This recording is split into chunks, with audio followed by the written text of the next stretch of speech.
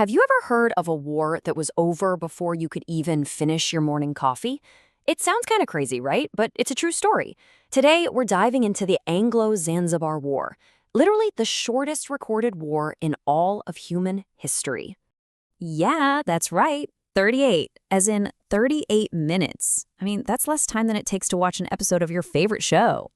So, how on earth could a war, something that decides the fate of a nation, be over so fast? Well, to get to the bottom of this, we need to head back to the late 19th century. We're going to a small but super important island just off the coast of East Africa, Zanzibar. All right, so here's our game plan. We're going to look at the scramble for Zanzibar to set the scene, then a pretty suspicious death that kicked the whole thing off. After that, we'll check out the ultimatum that was laid down, the absolutely wild bombardment that followed, and finally, what this all meant for the new world order and empire was trying to build. So, let's just state it plainly. We're talking about the Anglo-Zanzibar War, which all went down on August 27th, 1896. And yep, it officially holds the record for the shortest war ever. It was violent, it was brutally decisive, and just shockingly brief. A clash between a global superpower and this tiny island sultanate. So you've got to ask, why all the fuss over Zanzibar? Well, back in the late 1800s, European powers were in this frenzy. It's known as the scramble for Africa. And Zanzibar, this major hub for trading spices and, much more grimly, for enslaved people, wasn't just some island. Nope. It was a critical chess piece in a huge strategic game, mainly between the British and German empires. So, after years of butting heads, Britain and Germany finally decided to cut a deal. The 1890 Heligoland-Zanzibar Treaty, it was a classic colonial land swap. Germany got this tiny island up in the North Sea, and in return, Britain got total undisputed influence over Zanzibar. And just like that, for the people living there, their home officially became a British protectorate. And protectorate is a word we really need to zoom in on. See, this wasn't about some friendly protection, not at all. It came with this one absolutely crucial condition. The Sultanate of Zanzibar could no longer pick its own leader. From that moment on, any new sultan had to get the thumbs up from the British. And that single clause, that's the key to everything that's about to unfold. Okay, so that fuse gets lit on August 25th, 1896. The Sultan at the time, Hamad bin Swaini, who, what a coincidence, was very pro-British, just drops dead in his palace, like very suddenly. And that timing seemed a little too perfect for one guy in particular, the Sultan's cousin, Khalid bin Bargash. Now, Khalid had actually tried to grab the throne before and failed, so with the Sultan now conveniently out of the picture, all eyes immediately turned to him.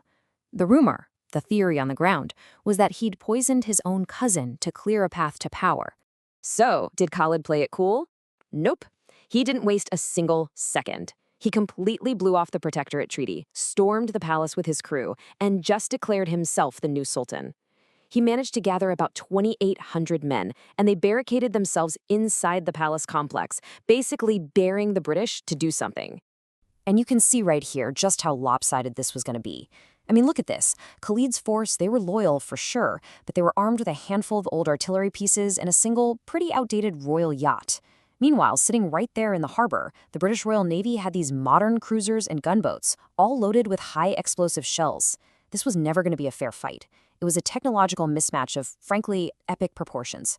So the main British diplomat on the scene, a guy named Basil Cave, he laid it out plain and simple. He issues this direct ultimatum to Khalid. You and your forces get out of the palace by 9 a.m. tomorrow, or you're going to face the full power of the Royal Navy.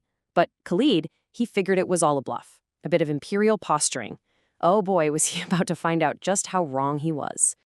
So, the morning of August 27th comes. The 9 a.m. deadline ticks by. Silence. And then, out in the harbor, Rear Admiral Harry Rawson gives the signal. The full, overwhelming might of the British Empire was about to be unleashed on one single palace. And at 9:02 a.m., it begins. The British ships just open fire. The bombardment is absolutely devastating. High explosive shells just rip through the wooden palace, and it almost immediately bursts into flames. The Sultan's old cannons, silenced in minutes. His royal yacht, the HHS Glasgow, it fires back, you gotta give him that, but it's quickly sent to the bottom of the harbor. And then, at 9:40 a.m., a shell cuts right through the palace flagpole, and the Sultan's flag comes down. And just like that, it was over. In just those 38 minutes, An estimated 500 of the Sultan's defenders and civilians who were in the palace complex were either killed or wounded. 500. And the British losses? 1. A single sailor was slightly injured. That staggering difference, I mean, it's not just a statistic, right? It is the very definition of asymmetric warfare. It tells you the entire story of how new industrial era technology let colonial powers project their force with absolutely terrifying efficiency. So as the smoke starts to clear over the harbor, the real consequences of those 38 minutes become horrifyingly apparent.